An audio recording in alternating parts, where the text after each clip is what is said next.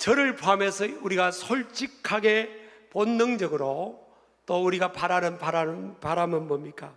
저의 삶, 여러분의 삶, 또 여러분의 자녀들 가정의 삶, 점점 쇠퇴하는 것보다는 번성하는 삶을 꿈꿉니다. 현실은 지금 미약하고 보잘것없이 보여도 내일은 번성하고 흥왕하는 삶을 기대하고 열망합니다.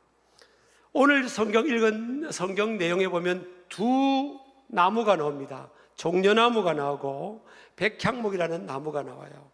이 두 나무의 특징은 미래의 번성과 성장, 하나님의 축복을 가장 잘 상징하고 대변해주는 식물이라고 볼 수가 있습니다. 종려나무는 히브리어로 타마르라는 단어인데 헬라어로는 불사조라는 뜻입니다. 영어로는 피닉스죠. 피닉스. 헬라는 포이닉스, 존경, 기쁨, 승리, 번영을 상징하는 나무입니다. 이 종려나무는요, 뿌리가 지하 100m까지 뿌리가 내려갑니다. 그래서 어떤 기근, 가뭄, 또 밖에서의 어려움이 와도 그것을 견뎌내는, 그래서 끈기, 인내, 강인함, 생명력을 상징하는 불사조와 같은 나무예요. 높이는 키가 약 30m까지 자라고요. 수명도 150년이 넘으면서 많은 달콤한 열매를 맺기로 유명합니다. 그래서 이스라엘 사람들은 이 종려나무의 이 열매를 꿀이라고 부릅니다. 그리고 예수님께서 예루살렘에 입성하실 때 이 팜트리, 이 종려나무 가지를 흔들면서 예수님을 맞이했던, 이스라엘 백성들이 맞이했던 그 나무의 줄기이기도 하죠. 그래서 종려나무는 줄기를 잘라내어도 거기서 다시 나무가 자라고요. 거루터기를 불에 태워도 다시 싹이 나는 거의 불사조와 같은 생존력과 시련을 견디는 내구성이죠. 듀러빌리티, 이 내구성, 끈기, 인내력, 맷집, 이런 것들이 가장 뛰어난 나무라고 볼 수 있습니다. 백향목은 히브리어로 에레즈라는 단어인데, 종려나무는 사막과 같은 곳에서 태양이 장렬하는 사막에서도 생존하는 나무라면, 백향목은 레바논의 약 2000m 이상의 고산지대의 추위와 눈보라 속에서도 견뎌내는 내구성이 강한 나무입니다. 내구성이 하도 강해서 벌레도 먹지 않는데요, 벌레가 뚫지를 못한대요. 구멍도 잘 나지 않는 강인한 나무랍니다. 그래서 솔로몬 성전을 지을 때 이 백향목이 주로 사용되었고, 궁궐 건축에도 주로 사용된 존귀와 영광을, 끈기뿐만 아니라 존귀와 영광을 상징하기도 합니다. 키가 20cm, 20m에서 40m, 더 좋은 환경에서 50m까지 자란다고 합니다. 수명은 무려요 1000년 이상 이 백향목이 자랍니다. 백향목 그림을 한번 보면 저래요. 저게 백향목입니다. 집집마다 한 그릇씩 심으시길 바라고요. 팜추리, 종려나무는 쭉쭉 뻗어 있는 종려나무 그림을 보면 저래 쭉쭉 위로 올라가는 그런 나무입니다. 그래서 이스라엘 사람들에게는 이 종려나무, 백향목 하면요, 일단은 오래 삽니다. 어저께도 우리 한국 교회에서 아주 존경받는 목사님 중에 한 분이 있던 분이 101세에 하나님의 부르심을 받았더라고요. 그러니까 참 오래 사는, 수명이 긴 장수의 축복을 상징하기도 하고, 또 백향목 같은 것은 만왕의 왕이신 예수 그리스도를 상징하기도 합니다. 그래서 종려나무와 백향목이 상징하는 축복이 뭐냐? 첫 번째는 장수의 복입니다. 장수의 복, 따라합시다. 장수의 복. 반짝이 아니고 잠깐 반짝 잘 됐다 마는 게 아니에요. 오래오래 롱런하는. 그래서 이 번성하리로다, 또 성장하려다, 이 표현이 미완료형으로 되어 있어요. 미완료형이란 것은 멈추지 않는다는 거예요. 계속 된다는 거예요. 하나님의 축복이 계속 된다는 것입니다. 저와 여러분의 삶에도 인생에 살아가다 보면 고난도 있고 역경이 있지만, 그러나 하나님의 축복의 역사는 계속되기를 주의 이름으로 축복합니다. 장수뿐만 아니라 종기의 복입니다. 명예가 주어지는 거예요. 사람들이 볼 때, 야, 저 사람 귀하다. 명예입니다, 명예. 어떤 사람은요, 돈은 많은데, 소유는 많은데, 그 사람을 보면, 아유, 저 사람 저거. 이런 인생도 있잖아요. 어떤 사람은 소유도 많고, 오래 롱런도 하는데, 야, 귀하게 보는 거예요. 다 존경하는 겁니다, 그 사람. 그게 종기의 복입니다. 종려나무와 밤추리를 보면, 그리고 백향목을 보면 다 존경하고 종기 영광스럽게 보는 거죠. 그런 복이 임하기를 축복합니다. 또 이 종려나무의 열매가 아주 꿀처럼 달잖아요. 이것은요, 자녀의 복, 풍성한 열매의 복, 이건 자녀의 복을 말합니다. 부모에게서는요, 자녀의 복이 임하기를 주의 이름으로 축복합니다. 또 부귀의 복, 부의 복. 여러분요, 하나님을 잘 믿는 나라, 하나님을 잘 믿는 나라, 하나님의 백성들 예배가 있고 하나님을 경외하는 그 백성들이 있는 곳에 하나님은 부를 주신다고 그랬어요. 그래서 하나님은 뭐라고 말씀하십니까? 은도 내 것이요 금도 내 것이라 그랬어요. 저는 저 같은 목회자, 여러분 같은 장로님들, 권사님들, 안수집사님들, 집사님들, 얼마나 청년들, 우리 마음에 뭐가 있습니까? 인생을 살아가면서 인생의 첫 번째 목표가 뭐예요? 살아가는 이유, 직장 다니고 비즈니스하고 공부하는 이유가 뭐예요? 목회하는 이유가 뭡니까? 저는 복음 전하는 거잖아요. 열국의 아비로 어미로 불러줬으니까 땅끝까지. 저는 목회하니까 우리 교회가 지역뿐만 아니라 전 세계에 선교하는 그런 마음을 가지고 다 열국의 어미와 아비로 온 성도들이 그 꿈을 향해 나아가는, 그게 저는 컨트롤 타워에서 팀장격으로 그 바람으로 우리 교회가 가는 거 아니에요. 그럼 뭐가 있어야 되겠어? 일단 사람이 있어야죠. 또 뭐가 있어요? 돈이 있어야 돼요. 돈이 있어야 될 거 아니에요. 우리 달라고 안 할 테니까 안에 있어야 되잖아요. 진짜 정말 있어야 되는 거 아니에요. 5대학 6대륙에 선교사들도 가야 되고, 또 어려운 교회들 도와야지, 어려운 이웃들 도와야지, 전 세계를 도와야지. 우리나라 대통령이 해외를 뭐 갔다 오시더만, 이제는 내가 그랬어요. 대통령 만나면 그러려고 해요. 언젠가는 만나겠죠. 뭐 만나면 그러려고. 이제는 주는 나라가 돼야 됩니다. 그걸 한번 말씀드리려고 해요. 언제 만나겠죠, 뭐. 그죠? 이제는 그만한 마음을 가져야 되는 거예요. 그러려면 뭐예요? 부가 와야 됩니다, 부.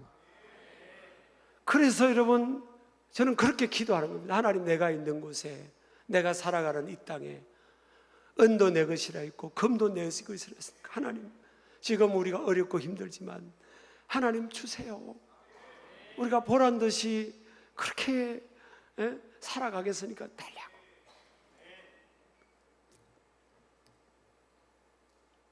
앞으로 하나님 더 주실 겁니다. 믿음의 그릇을 준비하기만 하면 하나님께서 그렇게 역사하실 줄 믿습니다. 권세와 이 종려나무와 이 백향목은요, 권세와 힘과 영광을 상징합니다. 영광스러운 거잖아요. 하나님의 성전에 쓰임받는 나무가 되고, 우리같이 아무것도 아닌 인생이요, 아무것도 않은 그 조그마한 어린 나귀가 예수님을 태우니까 얼마나 그 나귀도 영광스러운 자리에 있는 겁니까? 저와 여러분도 그 주님을 모시고 우리가 살아가니까 이 나라의 민족도, 이 땅에 한국교회가 있고 이 땅에 믿음의 사람들이 있고 하나님 백성들이 있어서 얼마나 우리나라 민족도 여러분 영광스럽게 돼가고 있습니까? 우리나라 대통령이 외국 가면 얼마나 지금 대우를 받습니까? 이제는 이게 여러분, 우리나라 가수들이, 우리나라 누구들이, 저같이 아무것도 아닌 사람들도 외국 가면 이제 막 사진 찍자고 하는 외국인들이 많아요. 왜 합니까? 한국 사람 아니냐고. 심지어는 식당에서 밥 먹고 있는데 교복 입은 외국 아이들이 막 식당을 막 기웃거리는 거예요. 그래서 저 친구들, 저 애들이, 학생들이 왜 그러나 보니까 나중에 보니까 우리를 기다리고 있는 거예요. 아무것도 아닌 우리를. 한국에서 온 사람이니까 사진 찍고 싶다고. 여러분, 이런 종려나무와 백향목의 이런 축복이 임하기를 주의 이름으로 축복합니다. 그러려면요 어떻게 됩니까? 오늘 성경에 보니까 이 12절에 보니까 뭐라고 말씀합니까? 의인은 종려나무같이 번성하며. 의인이 누굽니까? 믿음으로 말미암아 하나님의 자녀가 된 겁니다. 로마서 1장 17절에 보면 오직 의인은 믿음으로 말미암아 살리라. 내가 내 공로로 어렵다함을 받은 사람들이 아니에요. 예수 그리스도를 믿는 믿음으로 말미암아 어렵다함을 받은 사람들입니다. 그래서 로마서 3장 24절 28절에도 보면 그리스도 예수 안에 있는 속량으로 말미암아 하나님의 은혜로 값없이 어렵다함을 얻은 자 되었느니라. 저와 여러분, 저도 목회자지만요, 제가 하나님 앞에 설 자격이 어디 있습니까? 아무 자격이 없는데 무엇 때문에요? 예수 그리스도를 믿는 믿음으로 말미암아. 속량이라는 것이 2주 전에 설교할 때 제가 언급했지 않습니까? 노예나 머슴을 돈을 주고 사서 자유를 주는 것을 말하는 거예요.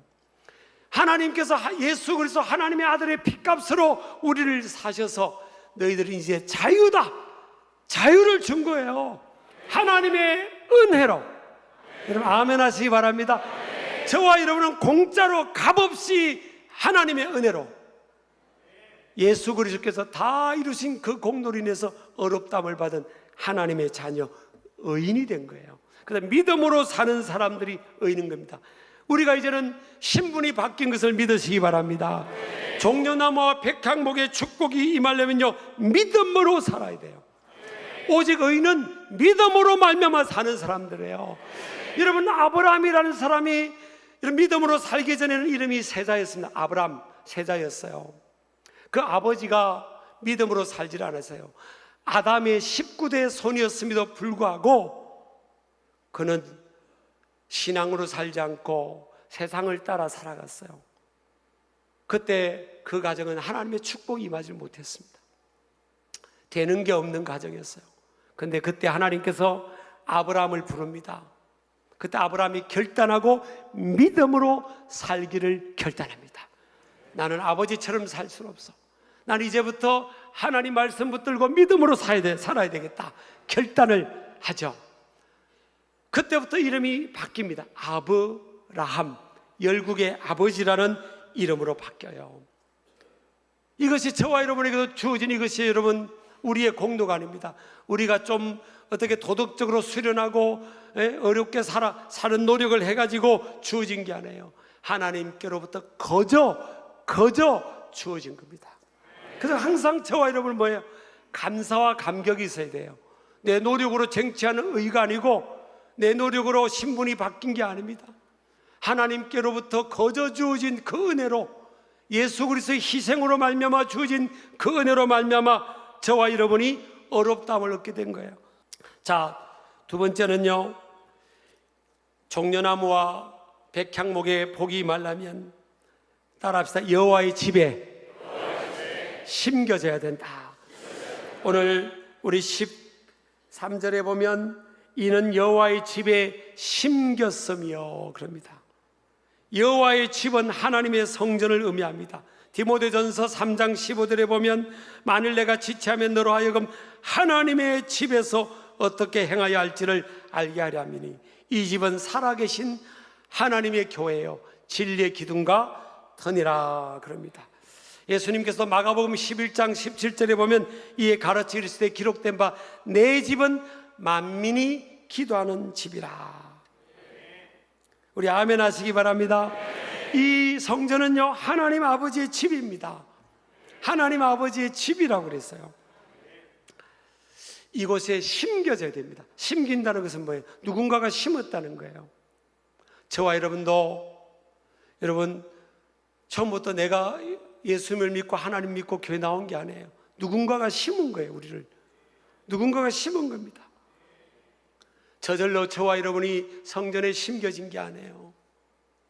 그리고 아까 종려나무는요 100m까지 뿌리가 내려간다잖아요. 뿌리가 얕으면 비바람이 불고 눈보라가 몰아치고 어려움이 있으면 그 뽑혀버립니다. 그래서 뿌리를 계속 내려야 되는 겁니다. 뿌리를 내려야 돼요. 그래서 시편 126편 5절 6절 보면 눈물을 흘리며 씨를 뿌린 자는 기쁨으로 거두리로다. 울며 씨를 뿌리러 나간 자는 정녕 기쁨으로, 반드시 기쁨으로 그 곡식단을 가지고 돌아온다고 그랬잖아요. 그러니까 이 씨앗을 심고 뿌리고 심고 가꾸는 과정은 눈물의 시간이에요. 누군가가 희생한 겁니다. 누군가가 고통을 참아낸 거예요. 자연적으로도 식물 그 농사나 이런 걸 보면 그렇잖아요. 농부들이 그 나가서 더위를 견뎌내고 심고 뿌려서 열매를 거둔 겁니다. 여러분 아멘 하시기 바랍니다.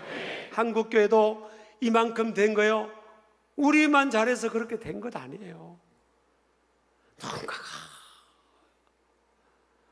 과거에 이름도 없이 빛도 없이 희생하고 눈물을 뿌리고 부모가의 기도가 쌓이고 조부모의 기도가 쌓이고 또 믿음의 선배들의 기도가 쌓여서 교회도 이만큼 되고 한국교회도 이만큼 되고 대한민국도 이만큼 우리가 복을 받고 있는 줄 믿으시기 바랍니다.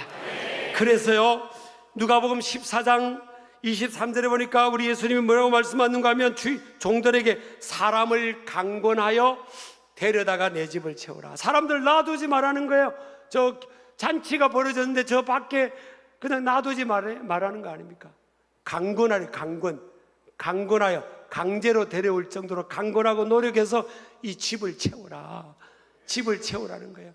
어저께 저도 우리 교회 두 청년이 대전에 고향의 두 청년이 대전에서 결혼한다고 이제 내려가서 주리학교에서 갔어요. 토요일날 용산역에서 정말 용산역에서 KTX 타고 가는데 용산역에 우리 부목사님들 가는데 용산역에 막 사람들이 막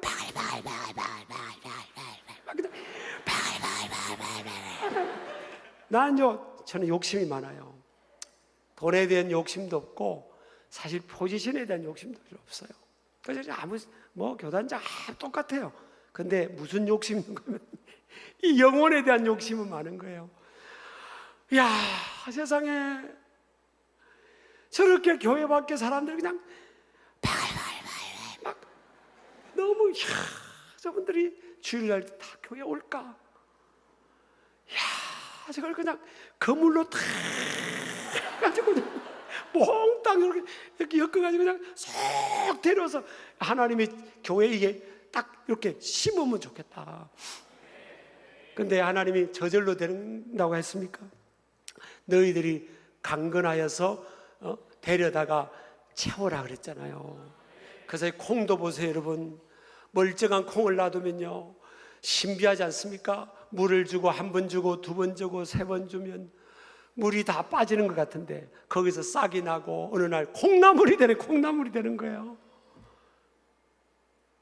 할렐루야. 네. 그렇게 되는 겁니다. 그래서 이 축복이 어디서 시작됩니까 여러분? 하나님의 도움은 성전으로부터 시작됩니다. 에스겔서 47장 1절도 보면 온 만물을 소성하는 그 생명수 물이 성전으로부터 나온다고. 이 성전으로부터 나옵니다.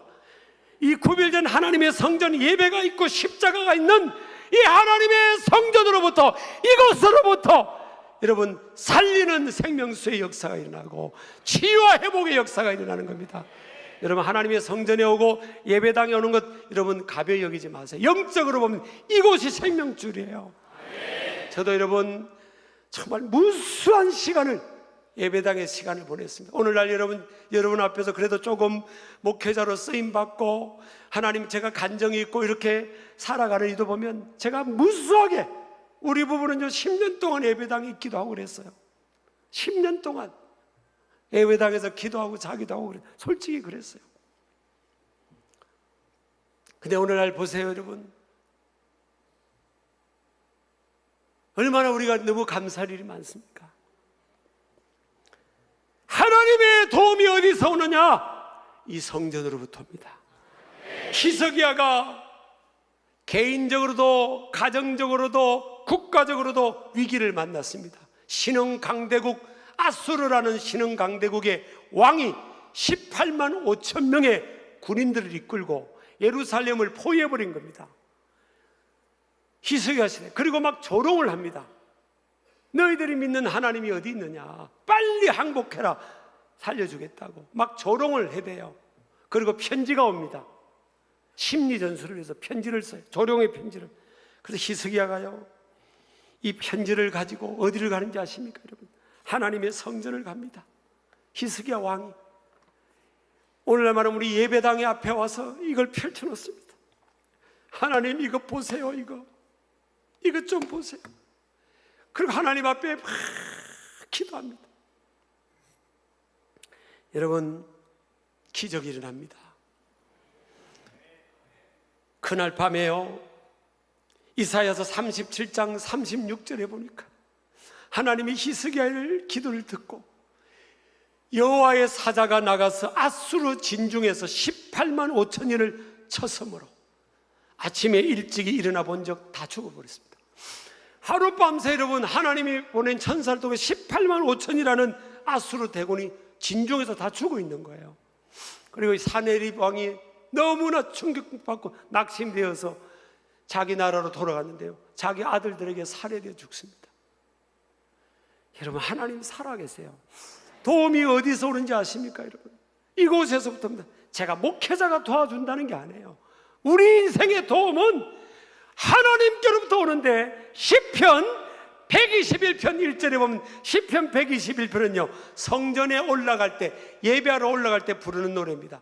121편 1절 2절에 이 하나님의 택한 백성 아브라함의 후손들은 뭐라고 노래하면서 성전에 올라가는지 아십니까? 내가 산을 향하여 눈을 들리라. 나의 도움이 어디서 올까? 천지 지으신 여호와 나의 하나님. 우리 그 도움이 어디서 온다는 거예요? 하나님이라는 거예요. 성전에 올라가면서 그렇게 노래하면서 부릅니다.